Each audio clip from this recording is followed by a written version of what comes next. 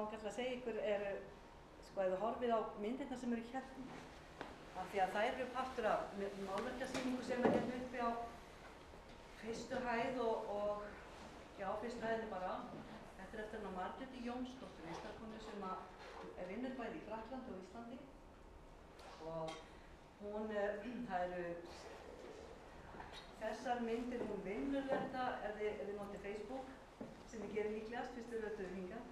Við erum svolítið ekki nokkur á Facebook, að hérna hún kallar sýninguna Náttúra að vera og hún notar meðal annars niðurbrotnandi náttúru til þess að lita verkin sín.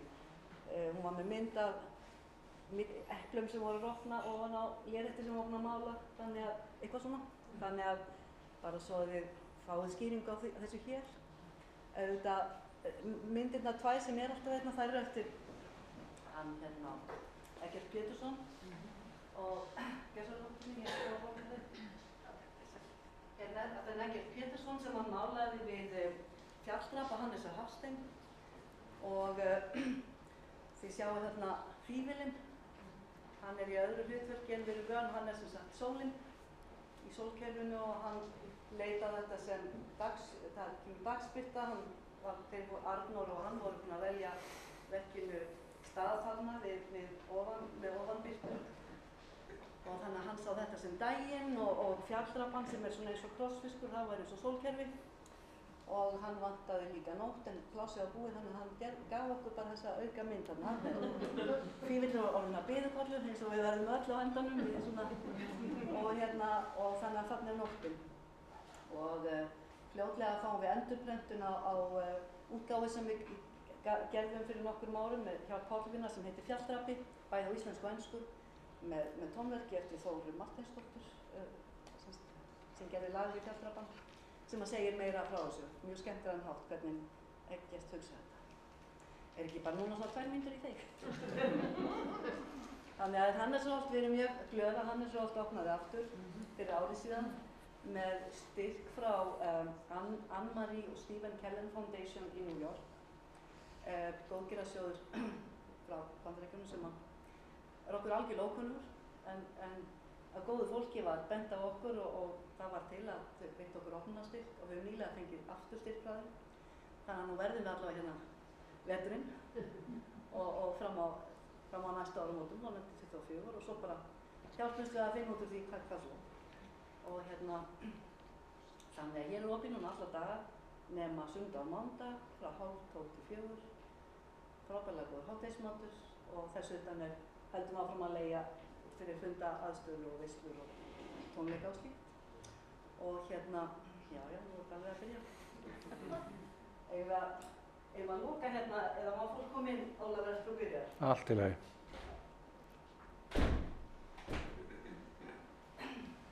Þá ætlum ég bara að byrja, þó að klukkan var þetta er mjög ólíkt mér.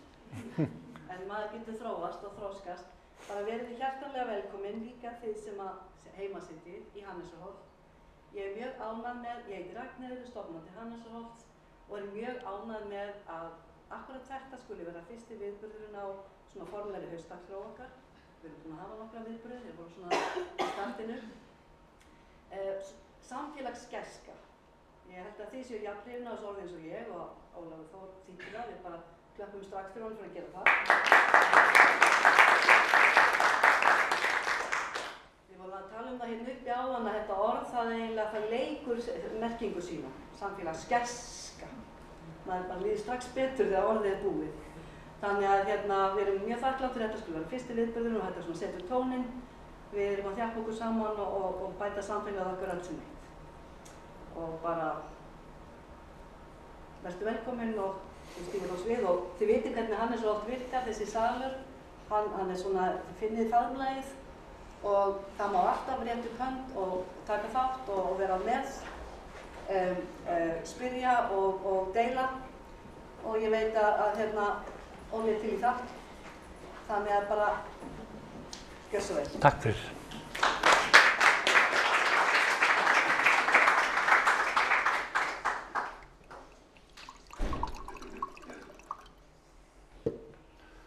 Já, hjartanlega velkomin öll. Fyrst svona hljóð próf, heyrið vel í mér. Mér urðu á smá mistök þegar ég sendi kynningarefnið. Ég sendi 10 ára gamla mynd af mér. Ég fór bara línuvilt og við höfum svona verið að kýta það heima hvort það hefði verið kostur eða galli. En svo þegar ég kem hérna inn og ég er þannig yndislega sal og ég er svo þakkláttur að fá að tala hérna, þá þekki ég svo marga hérna. Það er bara skólasískin og vinnir og yndislegt. Þið truflið ekki ef þið spurði með mjög mikið efni og óbóðslega margar sögur. En ég ætla að reyna samt að halda tímamörkin. Sumar glærurnar eru örlítið læknisfræðilegar. Það er eiginlega bara vegna þess að ég viss að eru hérna nokkrir læknar í kvöld. Og þá fá þeir á tilfinningunni ég veit eitthvað efnið. En á þeim myndum eru líka myndir af heilanum sem er svolítið gaman að sjá þó að við förum kannski ekki djúpt í efnið. Og ég ætla að byrja á því að segja ykkur pínulítið frá mér af því að það segir svolítið söguna sem ég er að reyna að segja. Ef ég gerir smá útúr, ég er bara bændum og hvalveiðimönnum að norðan og vestan, svona dæmigerður Íslendingur og ég er fyrsta barnabarnið sem fer í háskólanám og ætlaði að vera skurðlæknir, kem að norðan og endaði í geðlækningum og reyndi mikið að komast frá því en ég hef aldrei séð eftir því. Byrjaði að læra á Landspítalanum og fór svo til Gautaborgar og lærði þar geðlækningar og skrifaði doktorsritgerð öldrun, svona 5 stundum krókaleiðir í lífinu.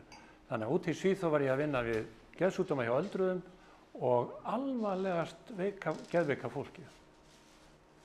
Og ef þið viljið vita hvaða áhrif það höfði á mig, þá horfið þið bara á mig, ég er orðinn 65 ára.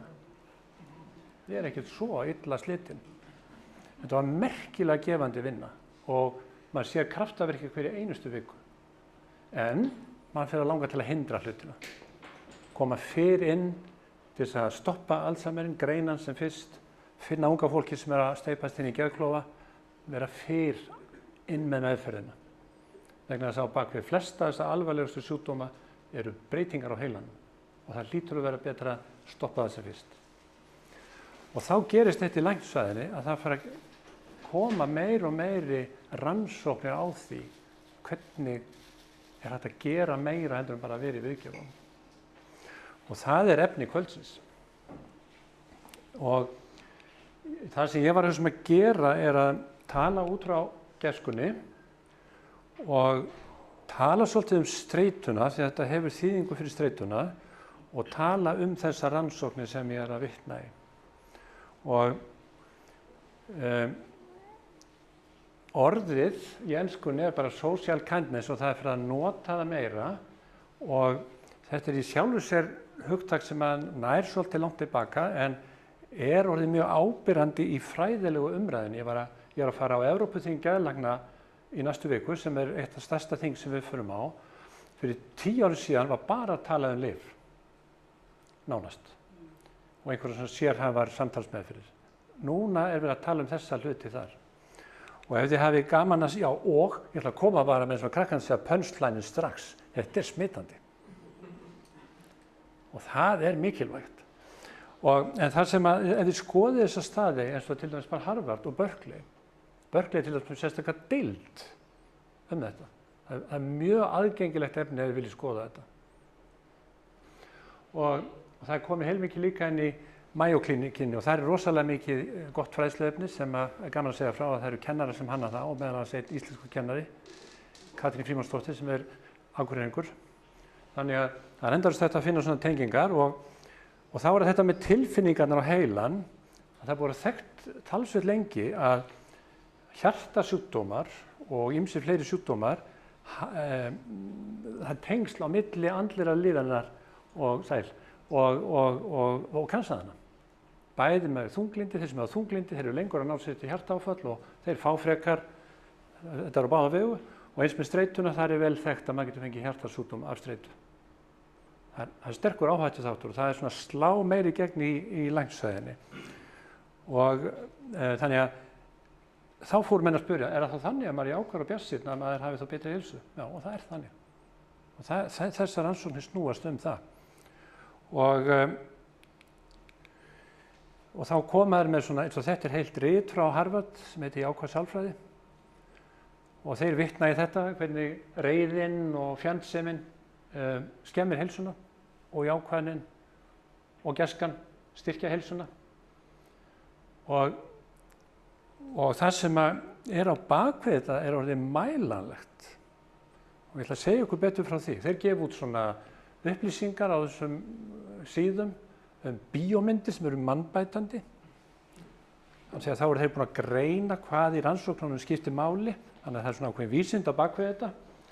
Þeir gefa út svona dagatöl, þetta er aðeins farið að sjást á Íslandi jákvæðni og nota þannig fræðslu til þess að hafa áhrif á heilsuna. Það er, og við notum það, ég nota þegar ég er að skrifa þessa hluti að nota í millumerkið fræðsla til forvarna. Þið sjáu þetta inn á Facebook. Og þeir eru þá að tala líka einhvers konar ekki bara að fara í ræktina til þess að styrkja magavöðvana eða rassvöðvana eða hvað við styrkjum þar, heldur líka til þess að styrkja tilfinningarlífi. Og þeir sem eru að vinna í þessu, þeir segja að það koma svona tilfinningaræktarstöðvar í framtíðinni, það er bara handan við hornið og það gæti þess að vera í einhverju sýndarveruleika í tölvunum. Og þeir sem að lesa svona upplýsingar, það er svo mikið á netinu, 10 atriði sem gefa betri heilsu og þá stendur hreyfing, mataræði, ekki reykja og svo framvegis og stendur oft númer 8, 9, jafnvel 10 og hefur gert því svona cirka 10 ár, gerðu góðverk. Hefur kannski tekið eftir þessu. Það vegna það hefur komið í ljós í rannsóknum að það gefur gefandanum betri heilsu. Þannig að það er heilsurækt í því. Og í tilfinningaræktinni er talað svona hluti eins og tilfinningatröppuna. Það er útilokað að maður losni við að detta niður og líða illa. Maður þarf bara að taka eftir því og rífa sig upp. Sjá þetta sem einhverju svona uppsveiflu eða einhverju svona þrep til að taka upp á við. Og það sem er efst í líðaninni, það endurspeglar, eða það sem er eiginlega í hugsuninni, endurspeglast í líðaninni. Þetta er hugmynd sem er notuð í hugrænni atferlismeðferð. Það greina hvaða svona grunnhugsun við erum með. Ef ég er með lágt sjálfsmat, þá er ég að hugsa núna, er ekki alveg örugglega að hlusta á mig. Og er ég að segja hlutina rétt, skiljiði.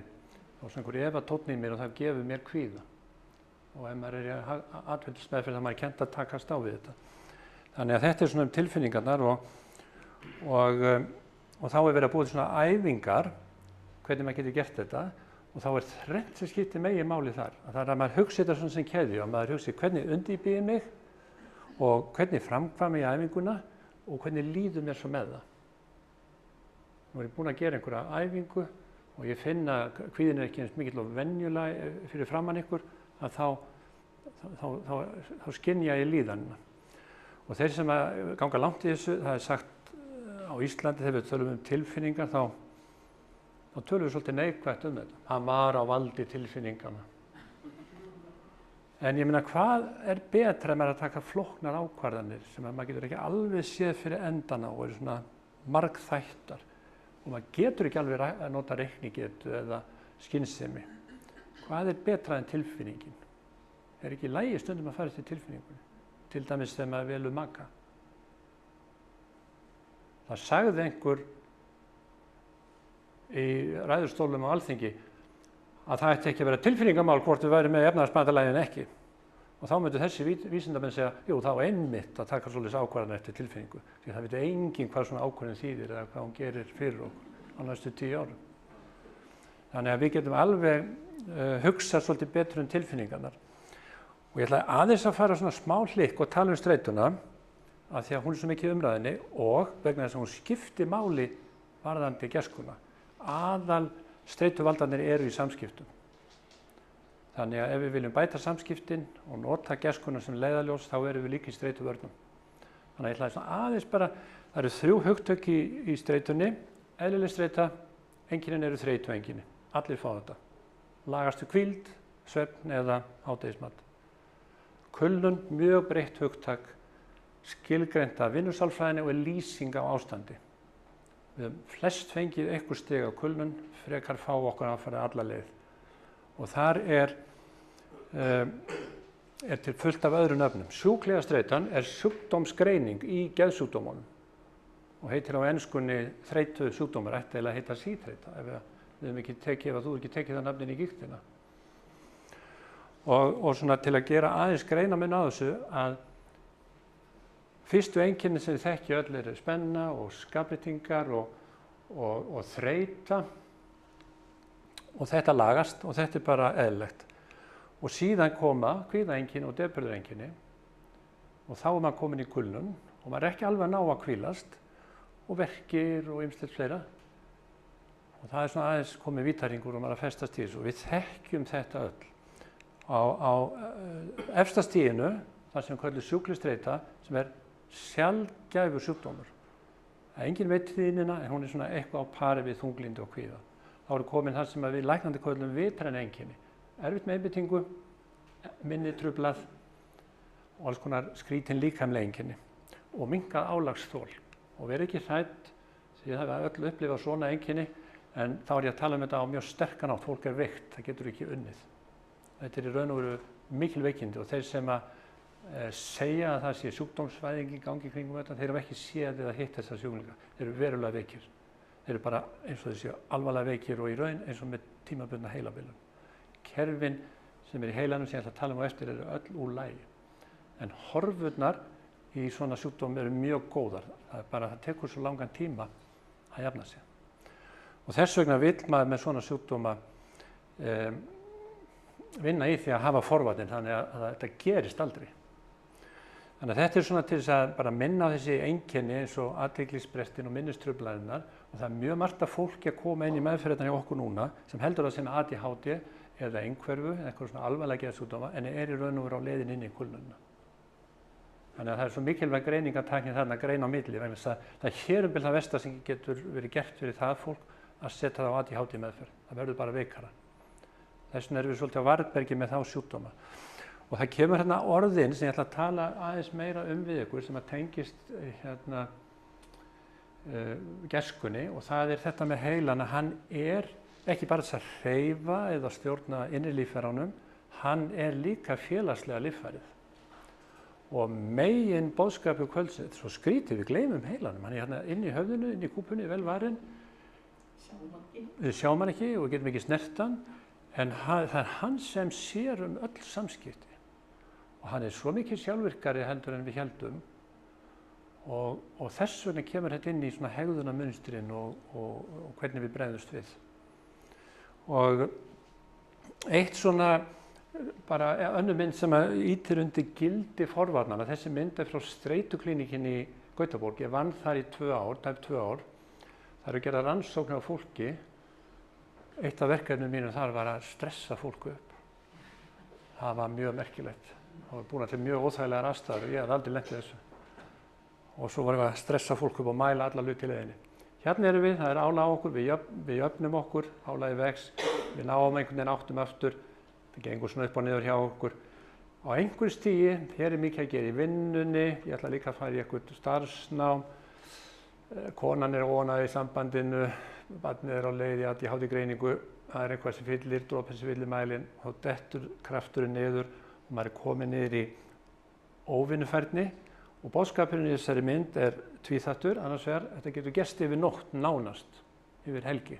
Maður er allt í einu bara komin í kulnunarástand. Það er að segja sjúklegu streituna. Maður fer frá kulnunni yfir í sjúklegu streituna á bara þess vegna nokkrum sólarhringum.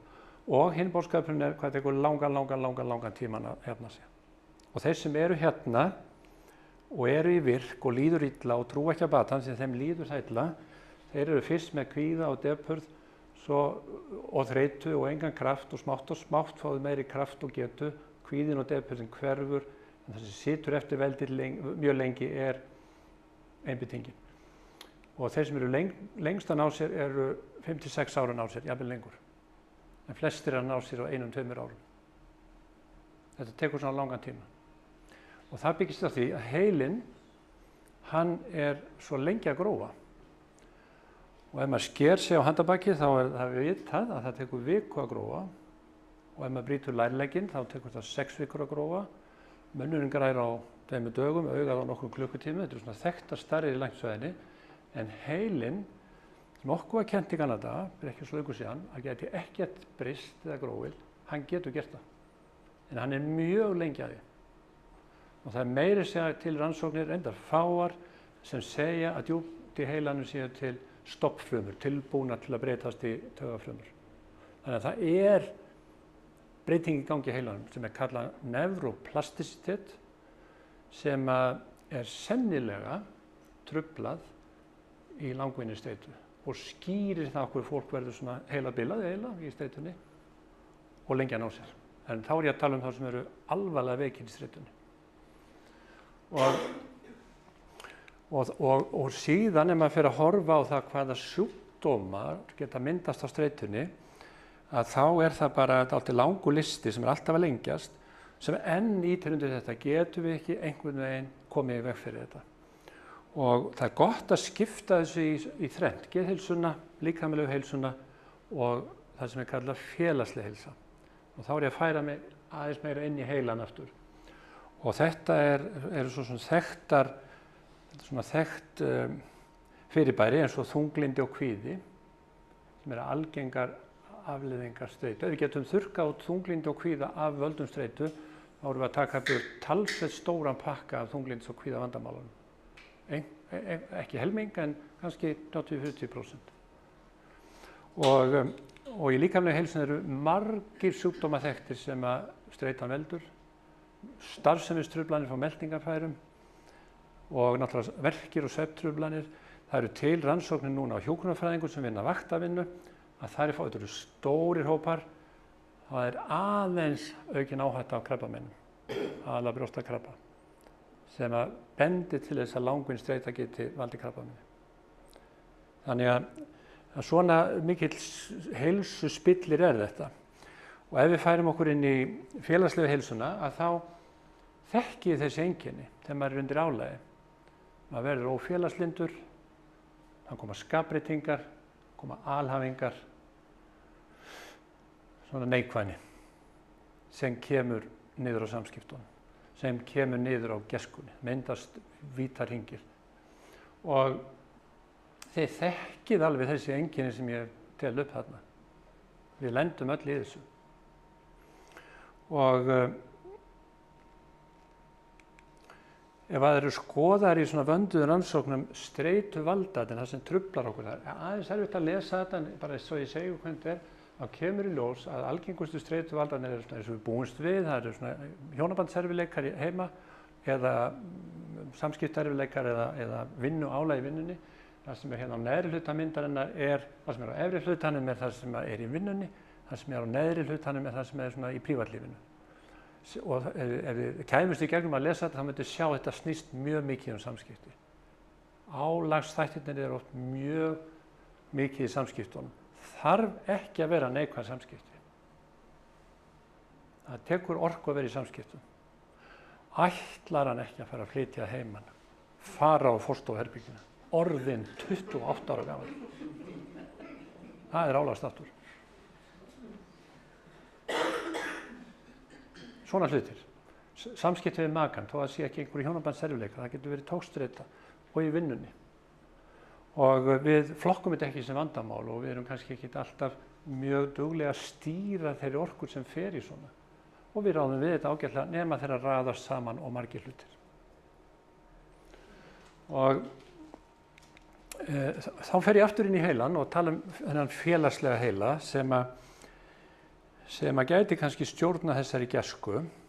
Að við heyrt það hugtak, social brain, félagsheili. Já, það er farið að slá svolítið í gegn. Og hann í raun og veru sér samskipti, þau geta verið viljastýrð, þau geta verið ómeðvituð og það er svona verkaskipting í heilanum sem við höfum vitað af mjög lengi og það er svolítið verið að horfa á hana upp á nýtt, hvort að uppröðunin í heilanum sé kannski öðruvísi sem við heldum. En fyrst og fremst er heilinn til þess að sjá samskipti og undirbúa það sem gæti verið að gerast. Og heilinn er mjög virkur og mjög orkufrekur. Og það er stundum talað í þróuninni að það sem hafi gert okkar heila svona fullkomin er að bara þegar næringarstig breyttist og við lærðum að elda og kveikja eld. Og það er aðeins að byrja að koma að rannsóknir, það eru ekki mjög sterkar, þetta eru svona meira hugmyndir, hvort það geti verið að hækkun á hitastigi á jörðinni hafi eitthvað með það að gera að við þolum streituna verr. Spáið það. Því að þarna skiptir 1 gráða til eða frá miklu máli. Heilinn ásvalt erfitt með að kæla sig, hann það stór. Vefurinn komið svolítið langt frá æðunum og ég ætla að sýna ykkur, festist ekki of mikið í þessum orðum, bara til að sýna ykkur aðeins svona svæðamyndir. Það líka svolítið gaman að sjá þessar myndir. Að það verið að horfa á svæði sem svona í hliðarhlutum heilans og í djúpheilanum og það að koma rannsóknir sem að tengja ákveðna starfsemi við vitum meira hvar í heilanum þar eru. Og við vissum til dæmis að sjónheilinn hérna aftan á, heyrnarheilinn aðeins á hliðunum, framheilinn sér dómgrindina og þið þekkið þetta. En þetta ekki alveg svona einfalt. Það eins og við séum með upp í heilanum. Og það eitthvað tengt þessu með þetta nevroplasticitet.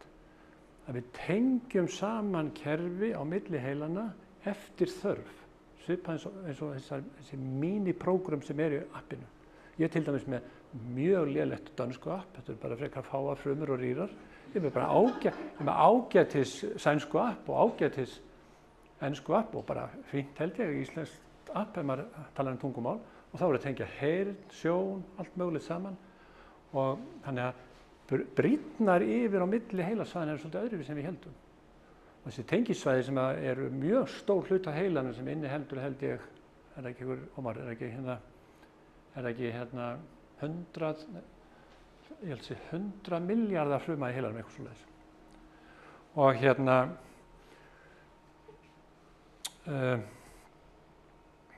já, það tengjast svona saman á þennan merkilega máta og eitt af því sem talið gerast í álæginu að einbeitingin truflast vegna þess að tengisvæðin eru trufluð. Og það það sem gerist í Alzheimer. Tengisvæðin eru með viðkvæmasta blóðflæði í heilanum og bila fyrst, þannig að þó að frumurnar upp í minnisvæðinu sé að deyja, þá eru truflanir á tengisvæðinum. Og enda eru einkennin hjá þeim sem eru með mjög sterka sjúklega streitu, bara mjög lík Alzheimer. Þannig að stundum sér maður bara fólk eins og bara komi út úr Alzheimer og verið fríst. Þetta alltaf dramatist hjá mest veika fólkinu. Og aðeins meira svona þessa svæðaskiptingu að það talað það sem heitir einhvern veginn svona uppskipting á tilfinningunum, að tilfinningarnar ekki heima í einhverjum ákveðnum heila hólfi, heldur eru þessar tengingar búnar til. Því að fyrir suma tilfinningar skiptir máli að vera tengt við sjónsviðið og svo kannski lykt við eitthvað annað. Og besta heila æfing sem til og búið að mæla að hekla og prjóna. Maður hlustar, maður snertir, maður telur, það allur heilin að vinna. Og svo verið að finna út hvar þessar frumur, þessar appfrumur eru eins og ótti í möndlunni, viðbjóður inn dýpri í heilanum og svo framvegis. Og ég ætla ekki að festast í þessu, bara til að sýna ykkur hvað þekkingin að aukast hratt. Og þá verið að merkja svona svæði og ekki lengur bara þessi frontalparietal eða svona þessi dæmigerðu sem við þekktum áður svæði, heldur hvernig heilinn tengir svona saman. Og þessi framsvæði hérna eru mjög til rannsókna núna og svo eru svona rannsóknir sem að segja, þetta var þessi að segja um tilfinningarnar, að til dæmis inn í amygdala eða möndlunni að það séu svona tilfinningarnet sem hafa með að gera flóknari tilfinningar. Og þetta þekkja andlit, það alveg með ólíkindum að fer á reunion og hittir einhverja skólasystir frá því fyrir 40 árum áður og hún búin að lita sér hárið 10 sinnum og hefur breytt svolítið lögun. Það tekur sekúndubrót að þekkja hana, gangt í bæinn. Og maður fer alveg á límingunni þegar borgfirringarnir koma hérna, sko. Þetta samstarfsfólk mitt úr streituskólanum og það sem meira að segja þetta staðsetja svona flóknar tilfinningar eins og fordóma. Fordóma. Þannig að þá fer maður aðeins svona að hugsa hvernig verður þetta eiginlega í framtíðinni. Ef þetta staðsetja þetta allt og kannski stenda einhver leysir þarna inn eða hvað okkur dettur nú í hug. og svona samspil og hreyfingar. Þetta eru fiskitorfur, hvernig í óskopunum þetta virkar. Sennilega er við með meira svona, já, hóphegðun eða torfuhegðun, eða ég kallaði það, ef við gerum okkur grein fyrir. Því það er alveg örugglega lentið eins og ég að maður stendur yfir sinninum með þessa mikilvægu ræðu og svo allt í einu kemur í gegnum hugan, þetta er nákvæmlega sama ræðan og pabbi hélt og ég ætlaði aldrei að halda. Hafi ekki lent í þessu. Og þetta er einhvern veginn í okkur og þið þekkið líka þið sem er mörg börn hvað þau geta verið ótrúlega ólík. Og þetta er þá kenning á bakvið þetta sem að byggir á nýjum fræðum sem heitir utanfrumugen, epigenetik. Þannig að erfðaefnið er svo ofboðslega fastheldið að það er ekkert mjög auðvelt að færa á milli kannski eins eða tveggja ættliða mikla breytingar til þess að hegðun. En það gerist samt og hugmyndin er þetta sé utan við kjarnan, í utanfrumunu og það hefur verið sýnt fram á þetta til dæmis í rottum. Rotturnar sem eru að fæðast í kringlunni þegar við séum gildrurnar út undir veggnum, þegar það fæðast þá vita þær að þetta er hættulegur staður. Þær fara ekki þangað. Og það er ekki rottufundir á mótna ekki fara þarna, það er bara þær vita, það er bara skrifað í heilan hjá þeim. Og þeir sem eru að rannsaka þetta og eru að reyna að búa til einhver svona módel í rottunum sem líkjast tilfinningum og hugsun hjá okkur mannfólkinu, þeir segja að það sé hugsanlegt að minningabrot, tilfinningaþræðir einhverjir og hegðunarmynstur erfist á milli kynslóða á þennan hátt. Og ég á strák sem heitir þetta með pappa mínum sem umgekkst hann lítið, hann er ekkert mjög líkur honum í útliti, en hann er með nákvæmlega eins göngulag og með nákvæmlega eins hreyfingar sem ég hef ekki. Þannig að þetta er svo merkilegt hvernig þetta er.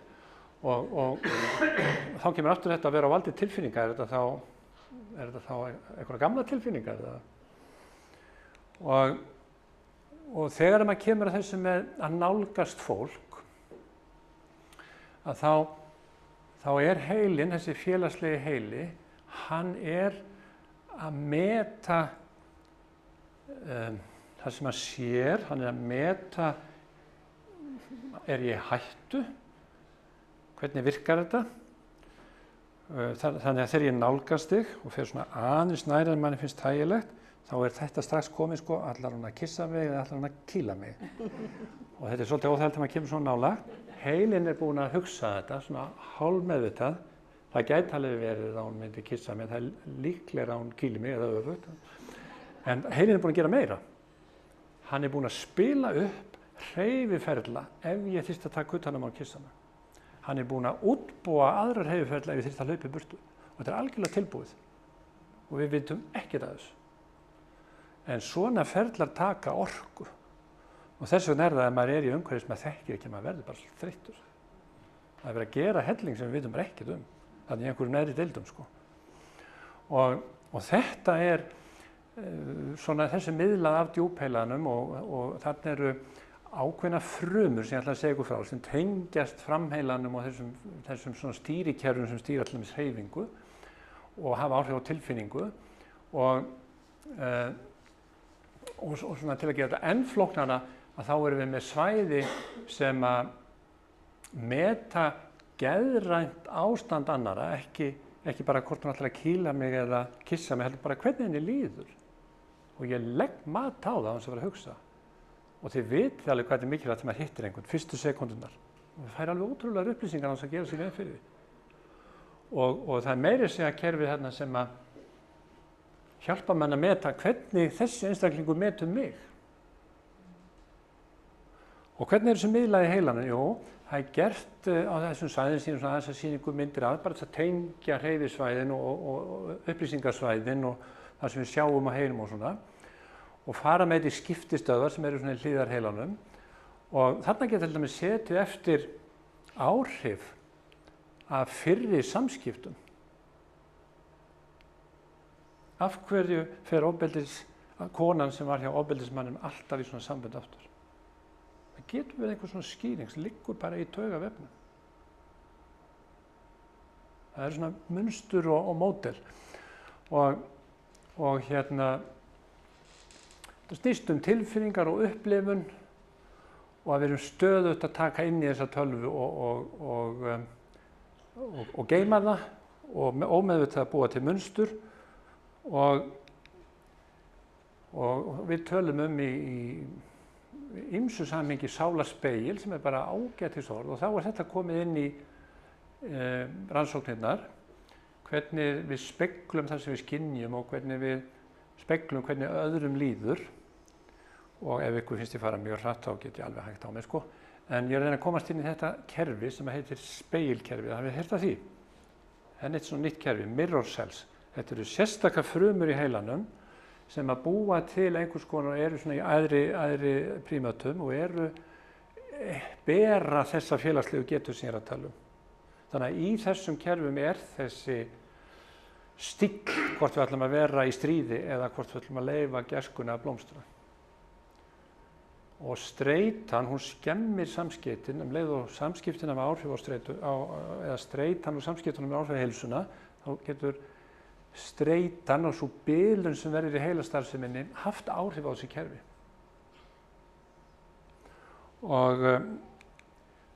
Og þau hafa kannski, spegilkerfi hefur kannski 2 verksvið, það að meta hugarástand og það sem í vændum og búa til spá viðbrögðin. Og þá segjum við svolítið, já ég hef á tilfinningunni, en það þannig. Við höfum tilfinningu fyrir einhver sem ekki úr loftinu gripið. Og inn í þessu kerfi eru frumur sem eru kallaðar spegilfrumur, sem að mynda net svona víða heilan, djúpheilan og upp í hreyfisvæðin og tilfinningarsvæðin.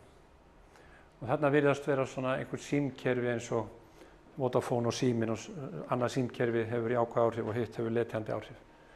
Og það mjög erfitt að skoða þetta jafnvel í þessum fínustu rannsóknum, þetta eru tiltölulega fáa frumur og margt af þessu sem ég að segja úr dýrarannsóknum. Og þá getur við spurt, hefur þetta þýðingu fyrir læknisfræðina? Já, það hefur það. Það strax komin sérstök módel sem byggja á þessu hvernig hægt að nota þetta í endurhæfingu, hvernig maður þjálfar upp fót sem hefur lamaður, hvernig hægt að vinna með fólk sem hefur fengið mænuáverka og þetta ætti að geta aukið skilning á einhverfu sem að hugsanlega bilun í þessu kerfi. Það enginn sem veit, það kenning. Það sá sem einhverfur, hann sem truflun í þessu spegilkerfi, hann ráði ekki við að skilja alveg einhverju. Einkenni sem hann með hann klaufskur í samskiptum. Þannig að þetta svolítið merkilegt og önnur svona þýðing sem kannski ekki læknisfræðileg, það búið að finna út til dæmis ef ég ætla að læra á fiðlu, þá þarf ég að æfa mig. Það bara, hvernig varstu svona góður, sögðu við Pavarotti og hann sagði, ég æfi mig. Var ekki þannig? Og það var búið að finna út að hver fjöldi æfingarna. Það ekki 2, eins og ég hélt í gamla daga í tónlistarskólanum, og ekki 10. Það ekki 1.000.000. Það einhverju fáir tugþúsunda sem þarf til að ná færni í svona. Og þeir sem að læra á hljóðfæri, þeir tala mikið það hvernig þetta verður eins og sjálfvirkt. Það til myndband á YouTube með Dudley Moore muni eftir honum. Hann var mjög góður píanisti og hann situr og spilar á píanu og að tala við fréttamannin eins og hann sé bara prjóna. Hann að spila eitthvað flókið verk, þetta einhvern veginn situr bara í taugakerfinu. Og þá svona kaflaskipti. Ég alveg að fara með ykkur? Er þetta mikið af uppsyningum? Nei. Vil ég spyrja eitthvað? Má ég spyrja mig? Já. Þú segja tilfinningunni.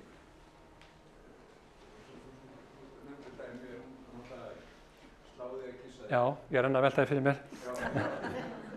Ég held hann á volkum. Það er stundum á tilfinninguna, að fólk sem misjafna fólk í þessu. Man kannski aðstæður, sem er sjálfur með óþægandi tilfinningu, en aðrir eru alveg klúles. Já. Og þá annað sjálfur ótólka, eða sjálfur nærmærinn inn. Er þetta persónulega? Sko ég myndi halda að þetta sé bara eins og annað, sumir 1,90 og aðrir 1,70, það einhver breytileiki. Og við skynjum þetta, við erum að nota þessi kerfi og þegar við fyrir að tala og hugsa þetta þá áttum við okkur á því hvað við erum, mannskepnan klár í þessu, en það alveg rétt hjá þér að við erum misgóð í þessu. Og það einstaklingsbundið og það líka margt sem getur truflað, til dæmis sá sem stressaður eða kvíðinn eða þunglyndinn, hann ekki í góðu formi hvað þetta varðar. og auðvelt að sjá vítarhringina. Og ég hugsa, þetta sé líka bara eins og með tónlistina, maður getur æft sig í þessu. Ég hugsa það.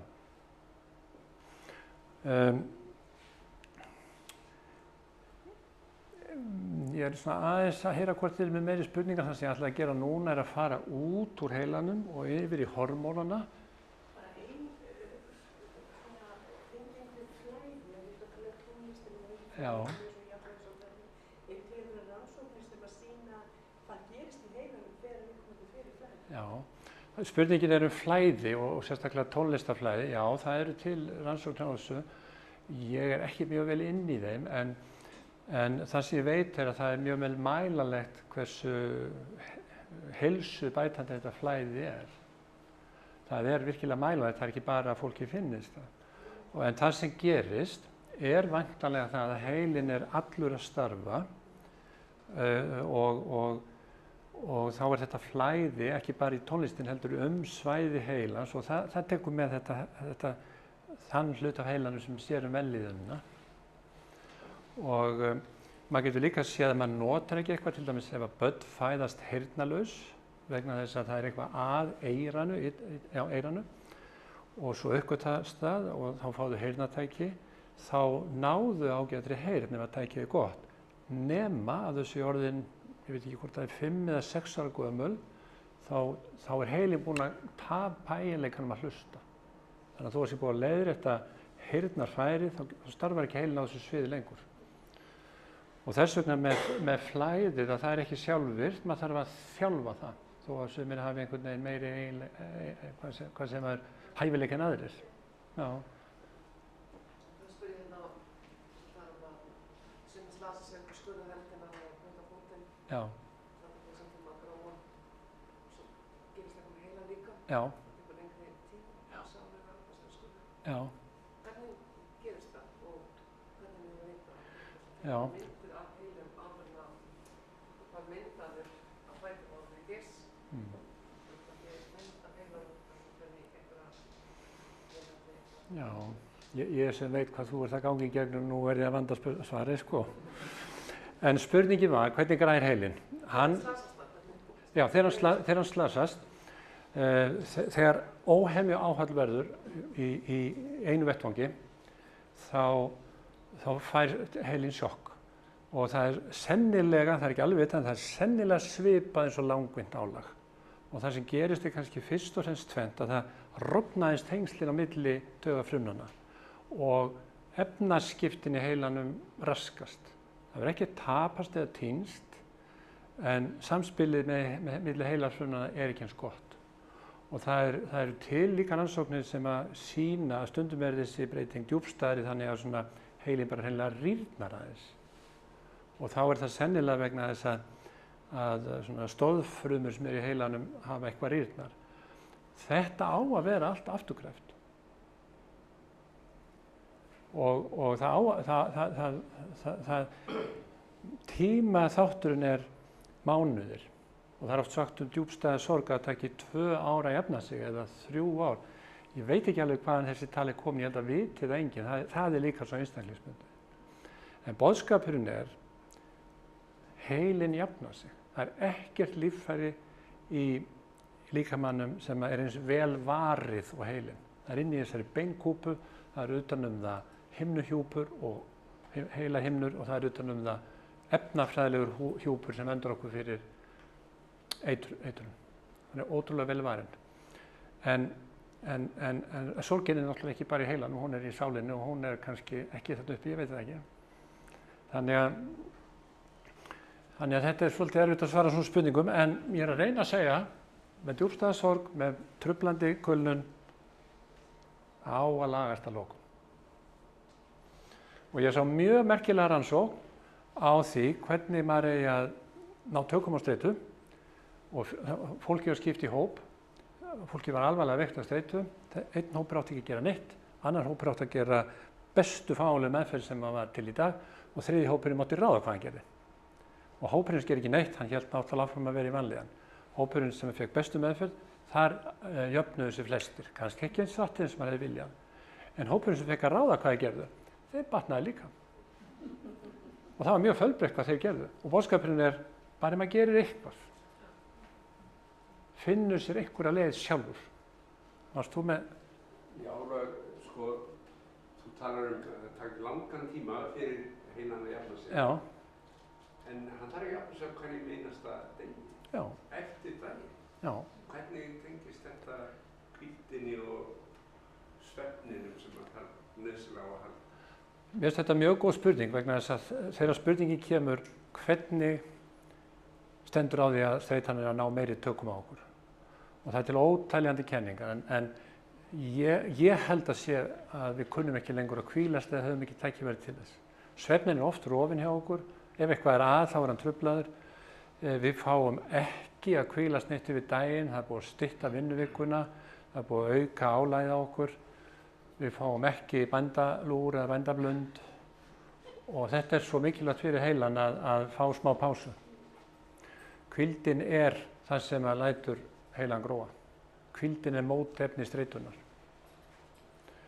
Og varðandi gæskuna, að í þessum kenningum sem að koma, þarna sérstaklega vestan, að þá spurt, af hverju mannsbarnið svona lengi að þroskast? Af hverju tekur þetta 20 ár? 30 bætir mamma alltaf við. Af hverju tekur þetta svona langan tíma? Af hverju tekur þetta svona langan tíma? Og þá oft sagt, það því heilin svona flókin. Og svo horfum maður á andarungan, hann varla komin úr hreyfinu, þá syndir hann, flóknar hreyfingar.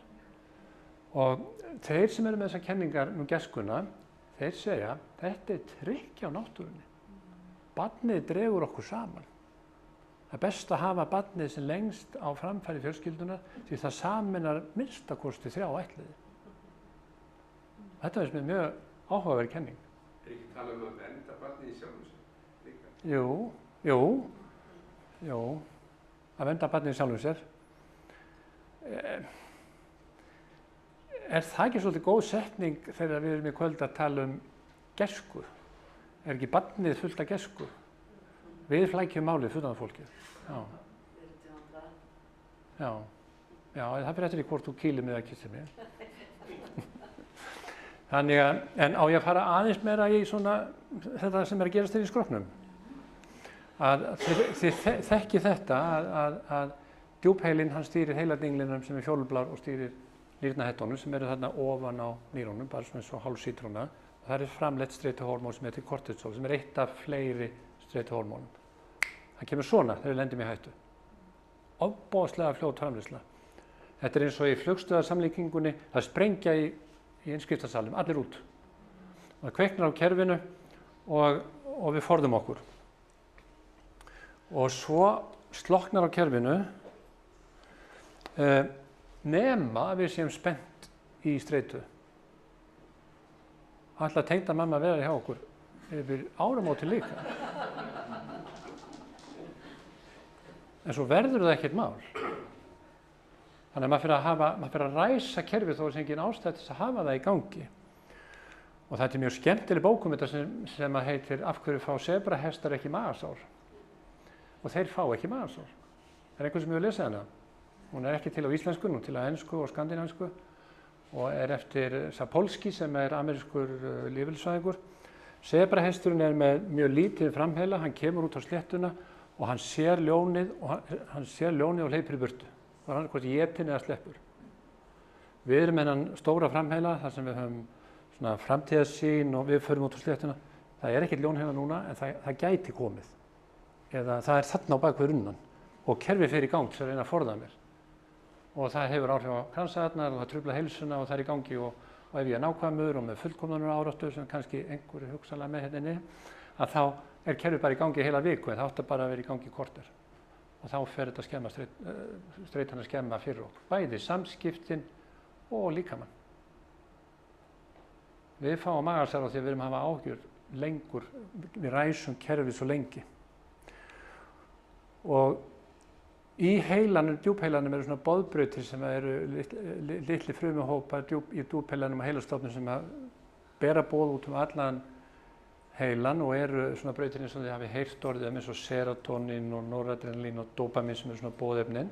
Og þetta eru svona grunnkerfi sem eru eins og í flugstöðarsamlíkingunni, það flogið til Færeyja 2 ferðir í viku. Það svona einhver business as usual. Þetta raskast þegar mann líður illa. Og þetta höfum við áhrif á með lyfjónum til þess að ná fólki úr depurð og kvíða.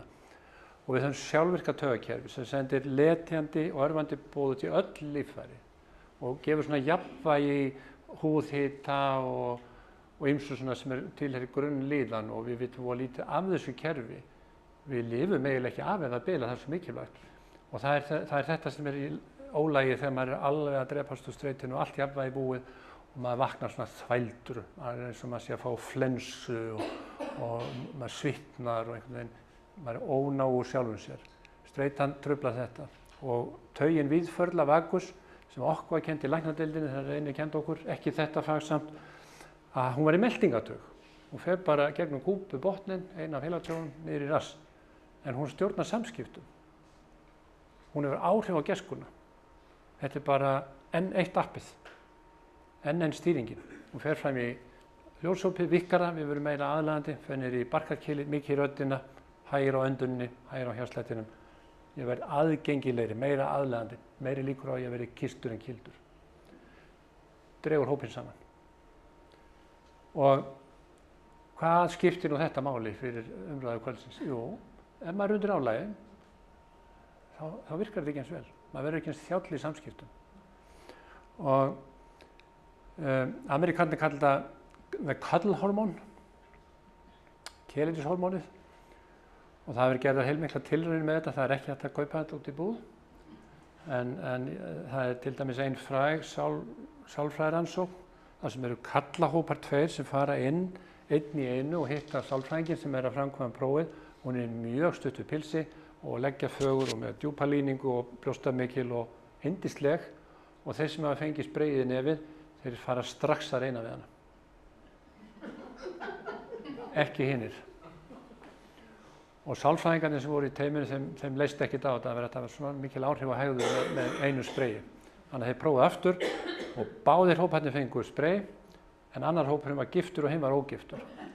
Og þeir sem voru ógiftir, þeir héldu áfram að reyna að snerta hana og reyna að fá símanúmerið hennar, en gifti hópurinn, þeir fóru svolítið í kýlastíli. Þeir færðu sig frá henni og fúli við hana, byggu til vegg, sem að róaði sálfræðingarnir, það segir þá að ofar í heilanum, nær meðvitundinni, er stýring, sem að gæti heitið til dæmis dómgrind, eða smekklegheit, eða kurteisi, eða hvað viljið. Við höfum það ennþá. Og annað hormón sem er jafn gamalt í þekkingabrunninum eins og kortisólið, en er miklu minna umtalað, það heitir dehydroepiandrosterón. Og þetta nafn er maður látin segja í inntökuprófinu þegar maður vinnur á Streitusstofnuninni, dehydroepiandrosterón, og er skammstafað DHEA. Það kemur líka á nýrnahettunum. Það hefur ekki, þetta er alltaf merkilegt, það hefur ekki svona, það sem við kallum feedback, því er ekki stjórna tilbaka hefðan, það er ekki svona jafnvægi í kerfinu, heldur við þurfum að passa að ýta þessari framleiðslu í gang. Hvernig gerum við það? Við gerum það með því að kyrra hugan og fá slökun í líkamann. Þá kemur sem mest af þessu hormóni. Og það hefur svo mikið græðandi mátt á vefina, líka heilan, að það var reynt á tímabili eftir stríðið að framleiða þetta vegna þess að þeir sáu í vefjarannsóknunum að þetta er bara besta yngingameðal sem til er. Það hefur svona góð áhrif á vefina á meðan að streituhormónin eyða orku og jafnvel vef. Þannig að þetta er hugsanlega eitthvað af því sem gerist ekki, við fáum ekki þennan skammt ef við gætum þess ekki að kyrra hugan og sinna hvíld. Já. Ég er nú bara að fara að hægja á mér, þetta er svo mikið efni, þetta er bara mynd af heilataugafrumum. Svona litaður út. Komið nú með einhverjar spurningar. Þetta verður ekki mikið svona efni að belta. Já, svo skemmtilegt og myndist á þetta hekla þetta fyrst. Að hekla, já. Á undan þessu. Já. Kom allt inn í byrju. Já, þannig að ef við stofnum heila ræktarstöð, þá á að vera deild þar sem að maður heklar og deild þar sem maður syngur og deild þar sem maður spilar á hljóðfæri og deild þar sem maður prjónar. Já. Hversu mikið þarf hvíldin að vera Hversu mikil þarf hvíldin að vera? Mér finnst þetta mjög góð spurning. Aftur held ég að svona sé einstaklingsbundið. Ég þekki fólk sem ég las með í læknadeildinni í Kanada sem gat lagt sér bara fram á bókina í 3 mínútur og vaknaði endurnært. Svo aðrir sem bara vakna ekkert og sofa bara daginn af sér. Hvað heldur þú? Heldur þetta sé... Ég spekuleiri í hversu mikið þarf maður að skera bara allt sem maður að gera. Já. Þú veist þetta sennilega klálega að leggja frá þér öll takið. Já. Við höfum í streitskólanum verið með 2 hugtök sem við notum. Við notum orðið endurnæring í staðinn fyrir hvíld. Af því að við Íslendingar upplifum hvíld sem eitthvað sem líkist leti og ekki til neins. En endurhleðsla, óterhemning heitir það á sænsku, þá það þannig að þá er maður að gera eitthvað en það er samt nærandi, eins og til dæmis að lesa eða prjóna og það er svolítið gaman að segja frá því, hitt hugtakið er daghvíld sem er einhvers staðar mitt á milli siestu og powernap, að við getum hvílt okkur smá stund. Erum við ekki í trúnaðarsamtali hérna? Já. Af því að ég starfa sem geðlæknir að þegar ég veit að það er að koma mjög erfitt mál inn, þá hvíli ég mig í 3 mínútur. Þá sest ég bara í sófan og loka og enginn veit hvað er að gera. Það er alltaf fram með ég sé að lesa einhverja greinar, en þá er ég bara að hvíla mig. Hvíla heilan. 3 mínútur nægir mér í svona stöðu. Þetta er einhvers konar núvitund, já, og sumir þurfa ekki mikið. Og þeir sem eru svolítið örir í sér, þeir þurfa oft endurhleðslu í einhverju sem er virkni. Þannig að ég og eina vinkonu sem er fyrir ræktina þegar hún er mjög þreytt og þarf endurhleðslu og hún djöflast eins og hún sé í maraþonhlaupi. Ég væri bara búinn eftir 10 mínútur, 10 sekúndur næstum því. En það hendar henni einhvern veginn að hreyfa sig mjög mikið. Sem við sumir stundum hefur maður heyrt talað um þess að 7 mínútna blund Mér hefur stundum finnst það virka fyrir mig. Já. Er eitthvað til í því? Er það eitthvað sem að... Já, alveg örugglega. En það sem ég ætlaði að segja... Já, en það sem ég teki eftir að ef að kannski Jón dansar alltaf rælinn eins, maður lærir eitthvað og er í einhvers munstri, við erum að tala um munstrin, að þá er einhvern veginn svolítið einhæft hvernig við hvílumst. Og við erum átt að reyna að kenna fólki að prófa nýtt, sjá hvernig aðrir gera, vera uppfinningarsöm við þetta og hvernig maður ná sér streitunni og þá erum við svolítið föst í þessum munstrum en já, hvað gerir þið til að hvílast? Endurhlaða ykkur? Söng? Sund? Já, mér heyrist þú segja sultun, það geta alveg vel. Sund er náttúrulega svona alhliða núvitund. Já. Þar maður ekki yfir þetta vera stöðugt að endurhlaða sig í daginn? Alla daga held ég, jú. Það er bara að hætta því sem ég er að gera og fara að gera eitthvað aðeins. Já. Ég held að verða að vera í daglega munstrinu. Það dugir ekki að fara bara í ræktina á laugardögum eða eitthvað svoleiðis. Það þarf að vera eitthvað í lífsstílnum, held ég. Það er stundum, maður heyrir stundum skemmtilega sögur. Ég hitti eina konu sem hún sagði þegar ég er undir álæg, hún keypti sér svona stóra þvottavél á vellinum þegar þeir fóru úr Keflavík. Hún er opin á ofan og svo með svona stórt prigg. Hún djöflast í þvottinum þegar hún er stressuð. Finnst þetta ekki skrítið, sagði hún? Já, góð hreyfing, sagði ég. Já, ég djöflast í þessu, sagði hún. Djöflast í þessu. Og svo þegar ég er mjög slæm, sagði hún, þá hringi ég í börnin og segi, er þið nokkuð með þvott handa mér? og mér fannst þetta svolítið skrítið fyrst, en svo fyrir ég að hugsa, þá kemur stuðningskerfið til hennar með þvottin og þá hittir hún fólki. Er betra að fleiri og margar aðferðir? Já. Eða á maður bara að vera með eina þvottavél og hamast í henni? Sumir strauja. En þið getur kannski hugsað um þetta vegna þess að fara í golfið, að fara í kring á 4 klukkutími. Það er ekki alltaf lag að gera það. Fínt að fara í gönguferðir á miðvikudagskvöldum. Það er eitthvað sem ekki truflar mikið. Það er ekki fíltina að félagast í til eitthvað allt annað og gera allir daginn. Já. Eins og fyrir skrifstofum annar að fara fjall á miðvikudögum. Já. Eða mig að fara út í bíltúr. Já. Það væri fáránlegt fyrir leigubílstjóra að fara í bíltúr. Já. Ég sé þetta. Systir mín vinnur ein allan daginn og þegar hún kemur í sumarbústaðinn þá býður hún öllu hverfinu í pönnukókur.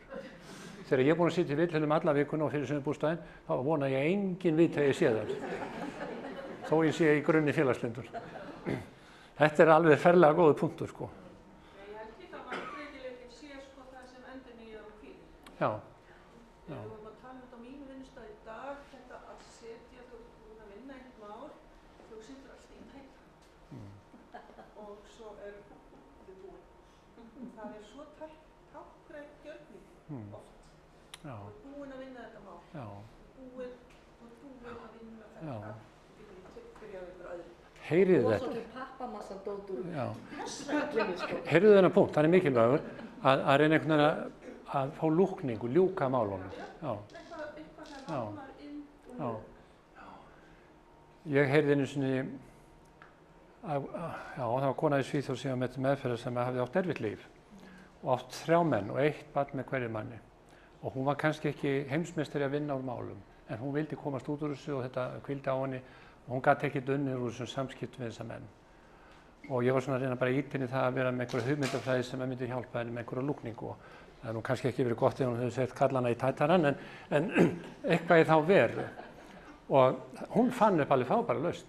Hún keypti sér 3 helíumblöðrur, fór upp á fjall, hafði teiknað andlit á hverja blöðru sem líktist kallinu, svo sleppti hún einni blöðru í einu og til veit ekki hvernig það fara upp og maður veit ekki alveg hvort það hverfi eða bara springa eða hvernig það er.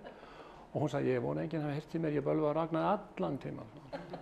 En þetta er einhvern veginn hjálpar að fá lúkning og þeir voru bara farin út í kosmos.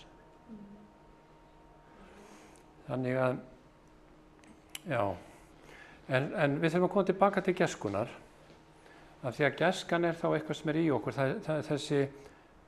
þessi setning, já, hvernig er hún? Survival of the fittest, við upplifum hana mikið sem held ég að það sé harka og freki og yfirgangur. Er það ekki svolítið þannig?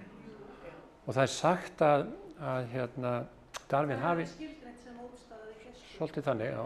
Og það er sagt að Darwin hafi í raun og ekki sagt þetta, honum eignaði þetta. Og hann þekkti sorgina, hann misti 2 börn. Og það er sagt að hann hafi talað gæskuna. En gæskan er þá þetta góða í okkur sem á að koma fram í samskiptunum. Og mér fannst svo flott, komið svo óvart, ég var í útvarpsviðtali á þess að kynna fundinn og hún baði mig eitthvað dæmi svona hvernig gæskan geti virkað og þá datt mér bara að kemur svo skringilótt með heilan, hvernig hann grípur hlutina, að ég fór að hugsa Ingunni Björnsdóttur, veitir hvað hún er? Hún er lyfjafræðingur, hún er ekkert sérstaklega fræg fyrir hún sé jákvæð. Hún er svolítið til að vera í deilum og finna sér svoleiðis efni, ég þekki hana mjög vel. En það var viðtal við hana eftir að það var ráðist á henni í Noregi, hún er dósent í lyfjafræði út í norskum háskóla og það var að munaði hálsbita á dagi. Það var ráðist á henni alveg fautalega árás. Og hvað segir hún? Hún segir, mér finnst ekki skynsamlegt með að við líkur á að þetta gerist aftur eða ekki, að við hólfum kennarana frá nemendunum eða höfum öryggisverði í samskiptum fólks. Mér finnst þetta svo flott í henni. Að því að við förum öll í hennar gýrin, sko, helst bara stofna heila herdeild og hafa bara skriðdreka á skólalóðinni. Það er svo fljót þangað. Hún hefur haft svona fljótlegt úrvinnsluvinn eða úrvinnsluleið. Já, mér finnst þetta allavega, já. Bara mjög raunsæ. Já, en við virkum ekki alltaf svona. Og ef ég er hérna í heilt kvöld að tala fyrir ykkur að gæskan sé mikilvæg og hún sé rík í okkur, þá sjáum við hann ekki alltaf í daglega lífinu. Er það? Fleiri spurningar? Það er svona athugasemd að núna þegar það er að koma fram að gæskan gerir mann sjálfum gott. Já. Það er meiri líkur að það verður meira aðeins. Já. Svolítið nýjum vinkill. Að maður fái þetta tilbaka. Já, eða bara hún verði útbreyttari. Já. Bara lítið á svona góðverkandi líka eitthvað sem gerir mann sjálfum gott. Já. Og líka akkurat þetta sko að láta það ganga, finnst það svo fallegt? Að gera eitthvað gott og láta það ganga. Já. Gjarnilega vera að halda í það og láta minnast sín fyrir þetta bara láta það ganga, svo gerir einhver annar. Það hefur oft verið talað þetta og þá er þetta bara eitthvað sem maður Já. til í sko. Já. Já. Það er þá, ég sá rannsókn þetta þar sem er athuga hvernig fólk hagar sem verður vitni að góðverki. Það langar sjálft til að gera góðverk, en það er ekkert voða sterkt að maður geri eins. Það er búið að kveikja einhverja löngun og svo finnur fólk sína leið. Hún getur verið öðruvísi en það sem þú sást, en það er búið að kveikja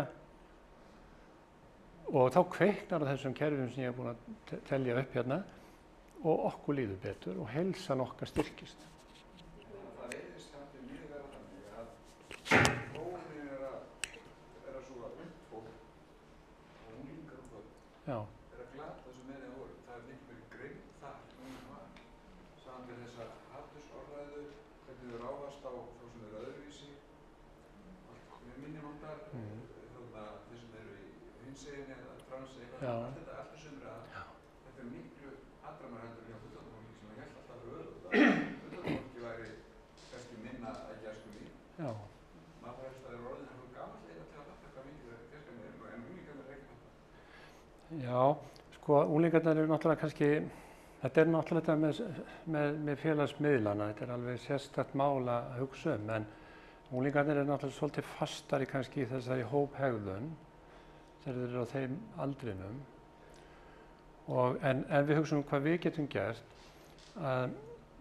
þá held ég að þrátt fyrir alltaf, þetta vita allir foreldrar, það er sterkt að vera í hlutverkinu að vera fyrirmynd. Það tapar maður ekki líka svo miklu á samfélagsmiðlunum þess að krakkarnir eru. Þú tapar nándinni, þú tapar því að hitta annan, hafa í andlitið á henni eða á honum. Máttu kissa eða verður gildur. Þú hefur skortið í samfélagsmiðlunum og er kannski svolítið eitthvað sem skýrir það sem að þú hefur. Og kannski líka af því að þú hefur ekki þessi góðu kerfi sem við búum yfir í heilanum, þau eru ekkert alveg virk þegar maður hefur þetta í gegnum einhverja mynd, maður er ekki með þessa tilfinningu. Ég tók eins og þátt í rannsókn að geðskoða 300 manns og þá þurftum við að taka símtölin ef fólk hafði flutt eitthvað í gegnum síma, þetta var 1,5 tíma viðtal. Og við sem tókum þetta í rannsóknir, við vorum stundum svolítið fegin í byrjun ef við vissum að það var hægt að gera gegnum síma, við heldum að það er einfalda, en það var miklu flóknara og það var miklu þreyttar eftir samtalið, af því maður hafði ekki þessa tilfinningu.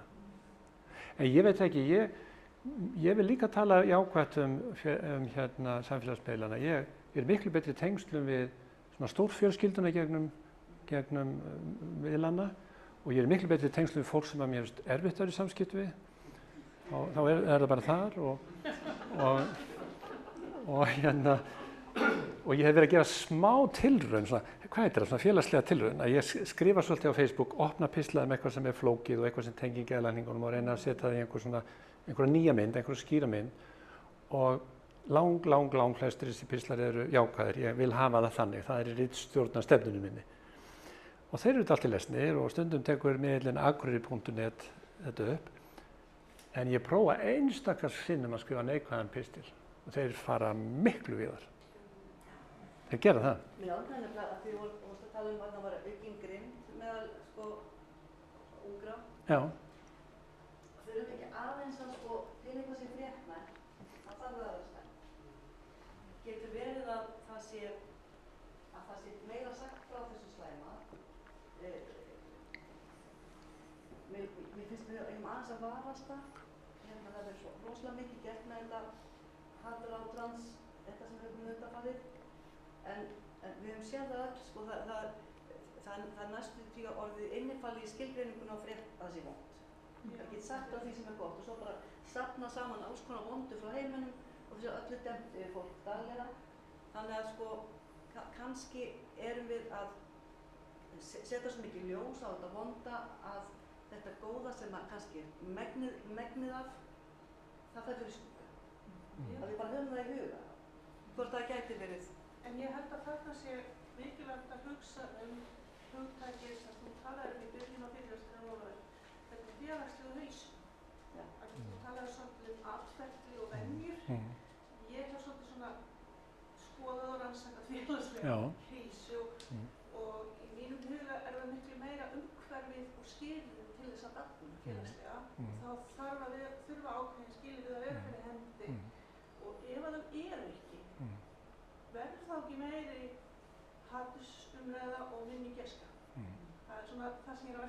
stærra samhengi, Já. samfélagsgerðinni og skilyrðin til þess að félagsleg heilsa geti dafnað. Já. En takk fyrir að nefna þetta vegna þess að ef maður sest yfir þessa stóru útlendu rannsókn sem þú þekkir, það sem er reynt að gera athuganir á því hvað félagslega umhverfi hafi mikið að segja fyrir heilsuna, að þá ætti maður eins og ég frekar að fara í stjórnmál heldur en í læknisfræði. Þannig að áhrifin, ef þetta er gert, eru þau svo ótrúlega sterk. Já. En það bara er ekki einhvern veginn hljómgrunnur fyrir það alltaf eða tækifærið að hvernig maður á að líta á það. Ég las svo merkilegt dæmi fyrir nokkrum árum sem dreng sem leggst inn kemur á bráðmóttöku. Já. 10. skipti sama árið, 5 ára gamall. Já. Og svo er alltaf gert að sárunum, hann er saumaður og hann er settur í spelku og það er ýmislegt gert við hann. Já. Svo þegar fyrir að skoða hans félagslegu aðstæður, þá er inn í leikvöldu, það er bara húsgrunnur, þar sem hann stingur að steypi á í rassinu. Það er enginn að passa, af því að það er ekki leiði til þess. Við horfum á þessar aðstæður, nú er ég að setja þetta svolítið svona spísi, en ég held að við þurfum samt að hugsa í þessu saman. En ég held sko, gæskan, við þekkjum þá, við viljum kannski flest rækta það í okkur, en við finnum það samt, venjuleg manneskja finnur það, stundum erum við alls ekkert í þeim gírnum, við getum verið í aðstæðum þar sem við einhvern veginn missum tökin á þessu en þetta hugtak samfélagsgæska, það setur einhvern veginn ábyrgðin á okkur öll, að við saman hugsun þetta og þetta sé tekið inn í reikningin þegar við erum að mynda stjórnmálastefnu eða jafnvel hanna ný hverfi eða skipuleggja einhvern skóla. Já. Og kannski gæti maður sagt af því við stöndum hérna í þessu húsi að það sé akkurat það sem þið eru að gera hér í þessu húsi, að sinna þessari hlið eflingar, gæsku, meðfræðslu og með tónlist.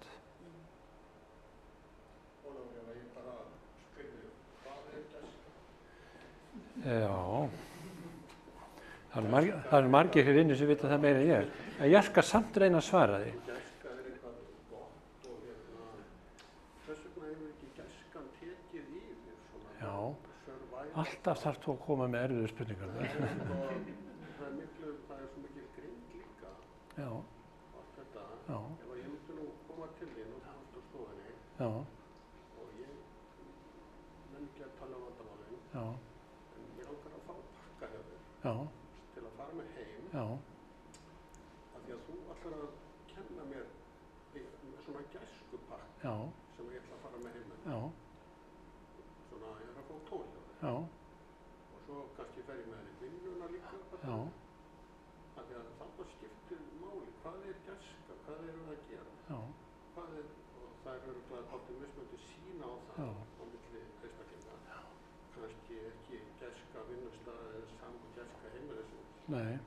Þetta er svona flókið. Já, það er það, heyrðu þið þetta allt, þetta er, sko gæska orðið, eins og ég skilja, það er eitthvað líkt að gæta, líkt orðinu gott og það sem ég er að reyna að miðla til ykkar núna er að við séum með mjög flókin útbúnað í heilanum, sem þú ert nú sérfræðingur í, sem að gefur hennan undirtón í okkur að við séum með eitthvað þátt í okkur sem heitir gæska, það sé smíðaður í okkur.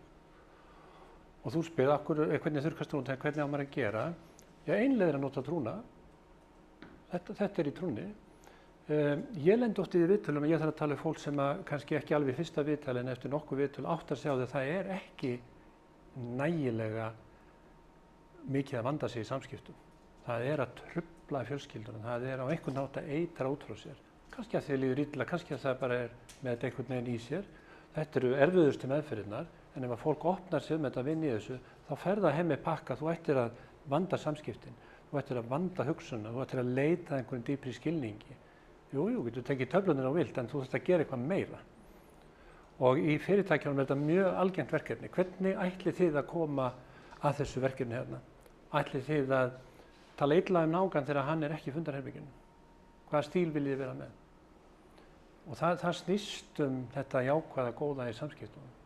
Og þá er náttúrulega ákveðin krafa að þú hafir burðið þetta og það er eiginlega það sem ég er að segja. Við höfum burðið þetta. Og hvað truflar þessa burði? Jú, þetta er flóknar en maður til þess að sulli áfengi. Áfengi truflar framheilann mikið meira en við höldum.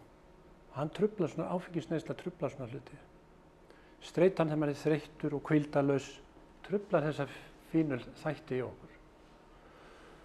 En ég myndi vilja færa heim með kannski það sem væri efst í pakkanum væri vona og geti breytt þessu.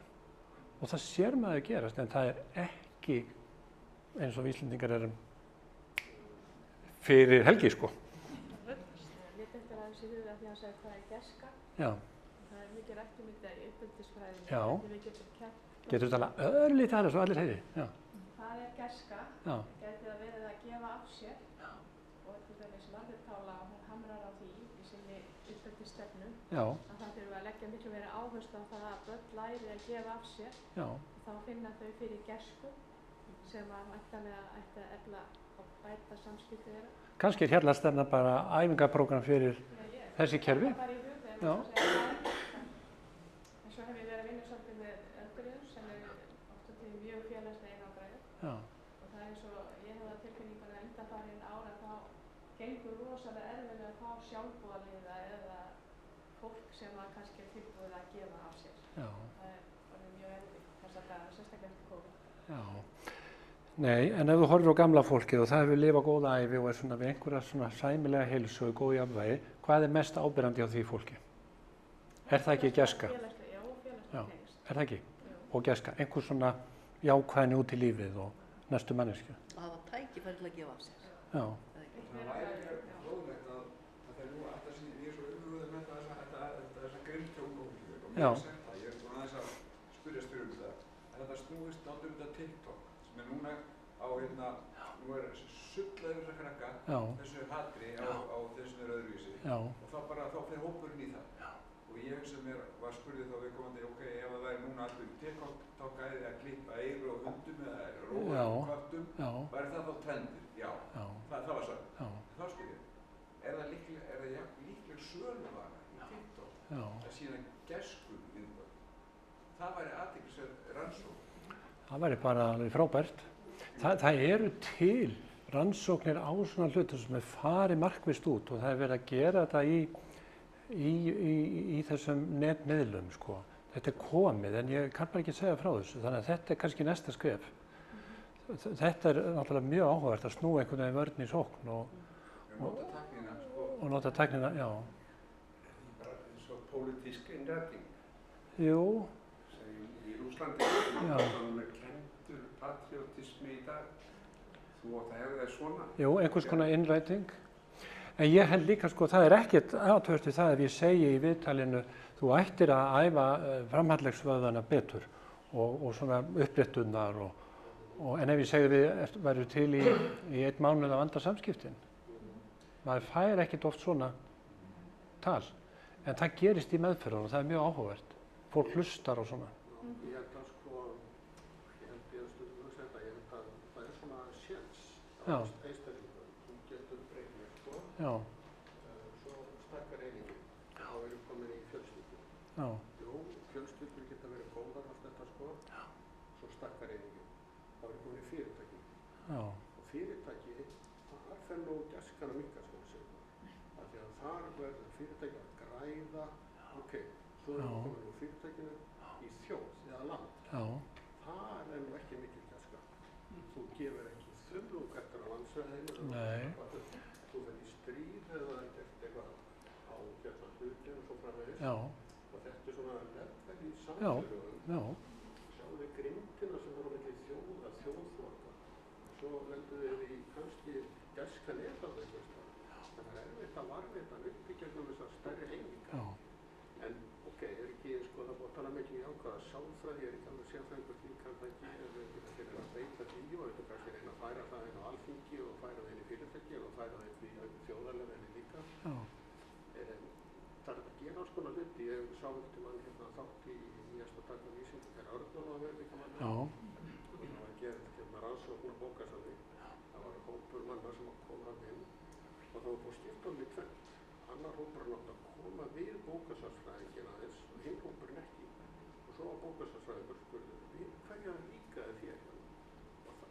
Og hann var alveg ómeðvitaður að fólki koma aðeins við hann. En bókasafnsfræðingur líkaði betur við ef það hefur verið komið við hana. Snertinguna. Sennilega myndi þetta ekki ganga upp í dag, því að þá er látið kæmið kynfræðislega En við getum þá breytt snertingunni. Já. En aðeins tengt þessu sem við erum að tala um núna, það er til maður sem heitir Kristján Kristjánsson sem er einu ár yngri en ég og er líka norðan og er sonur Kristjáns frá Djúpalæk sem margir þekkja. Hann er í pósitífri sálarfræði og siðfræði við breskan háskóla. Og hann er með sínu samstarfsfólki með mjög merkilega rannsókn. Þeir eru með skóla inn á háskólasvæðinu, barnaskóla. þar sem þeir eru að kenna börnunum það sem hann segir á ensku virtues and values, sem að ég er kannski svolítið vandræði með að þýða en ég held ég skilji það, þessi dýpri gildi, og það bara virkar vel. Hann fyrir allan heim að segja frá þessu núna. Þannig að þetta er líka byggt á pósturi sálfræði, mjög merkilegt. Hann er skrifað bók sem heitir Virtues and Values sem er svolítið þungalesa en mjög áhugaverð. Eigum við að fara að hætta að vilja halda áfram í 5 mínútur eða? Endilega halda áfram, það ekki? Aðeins lengur? Já. Sleppur ekki svona byrja? Nei, en þetta er bara mjög mikilvægt, vegna það sem ég ætla að segja. Það var einhver sem spurði með dáðan hérna með smitáhrif gæskunnar. Ef við trúum á það rannsóknir, styrkir það okkur ekki í því að vera fyrirmyndin? Er það ekki sterkasta vopni, hvort sem er kennari eða tónlistarmaður eða læknir eða prestur, að vera fyrirmyndin? Strákurinn minn var spurður þegar hann var 10 ára í skólanum, hann var spurður við bekkinn, réttu upp hönd ef að foreldrar ekki reykja. Hann rétti upp hönd, ég var svolítið sár. Munstrið hjá mér var þannig að til þess að kveikja á rakettunum og vera með eitthvað sport, þá kveikti ég einu vindli á gamlárskvöld. En hann svo, hann byrja ekki. Og fór ég að hugsa fyrirmyndina því að ég vildi nú ekki, Ég held að við mættum hugsa meira það að vera fyrirmyndir. Og það, ef ég veit það eru kennari hérna, mér finnst kennarar mega aðeins standa betur í lappirnar því þeir eru svo hræddir við þessar krakkar sem eru með greiningar, nei, þeir eru hræddir við foreldrar þessar krakkar sem eru með greiningarnar, að stundum er bara betra að hugsa hvað get ég gert og þá er það þetta að vera fyrirmynd, hvernig maður er í samskiptum. En fyrirmyndirnar eru víða og mér langar að segja svona hugleik að því ég las fyrir börnum mín mikið og barnabörnum svona bækur Astridar Lindgren og þegar Emil Kattolti tæmdi eldhúsið og búrið þegar maður svo afhendum að fara fátækra heimilinu matinn. Þegar hann var spurður af hvernig hann gerði það, þá sagði hann, ég gerði það af gæskunni.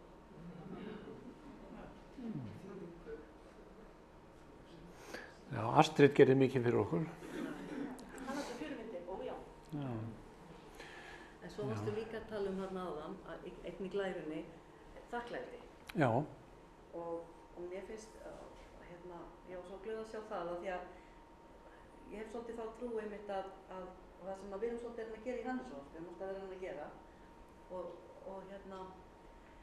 er þetta að við áttum okkur á hvað við erum heppin og eins og Íslandi við þökkum fyrir það sem okkur hefur við gefið og lítum til þeirra sem að vörðuðu brautina og koma okkur á hvað sem við erum og ég hef þann draum fyrir íslenska þjóð og ef að Hanneshof getur einhver breytt þá var það þetta einmitt að við þjálfum betur þetta að vera þakklátur að sem við höfum. Ég held einhvern veginn að maður gerir það þá auðveldar að vera góður við umhverfið sitt. Af því að það er svo mikil orka í að muna allt sem höfum ekki eða höfum mist eða vildum hafa eða óréttlæti eitthvað þar. Þá eru línurnar svo mikið á tali. Þannig að maður getur, eins og kom þetta fram áðan, að fara í þakklætið að þá er einhvern veginn eins og að sé og að setja nótnarlykil og þá getur maður farið í gæskuna. Já, ég held það og margir af þessum ráðgjöfum sem eru frægir út í heimi núna eins og sá sem að stýrir þarna Harvard-deildinni sem kom nú hérna að skrifa bókina sem Ágúst Úlfsson þýddi, þær hétu Hamingjan og Hamingjan 2 eitthvað svoleiðis, að hans boðskapur var þakklætið, að það væri svona einhvers konar núvitundar eða svona djúphugsunar slökun sem skipti máli og hann predikaði það að það væri inni í dagsprógramminu, hann sagðist á hverjum degi þakka fyrir lauksúpuna sem mamman seldaði. Það var svona einhvern veginn symbol fyrir það að muna eftir þakklætinu. Það er bestu orðin að sé eins og áttu við langt í þessu átt. Hvað segirðu? Áttu við langt í þessu átt? Já, Akkurat. Já, Ef maður gera það þá ráðast já, já, Bara eins og með þetta kvöld hérna núna, já, sko Ólafur gefur sína vinnu og við ákvaðum að við skildum pröfa það að hafa valkvæðan aðgangseyri og þið tókuð ykkur saman og þið lögðu fram fullt af pening þannig að sem að duga fyrir streyminu, það er svolítið já, og fyrir vikið þá var allir þeir sem komust ekki já, eða þurfti að gera annað og þá fá þeir að sjá þetta líka. Svona einhvern veginn smittar, þannig að við erum búin að vera svo rosalega. já. Og bara takk fyrir. Það var það, já. Takk fyrir komuna.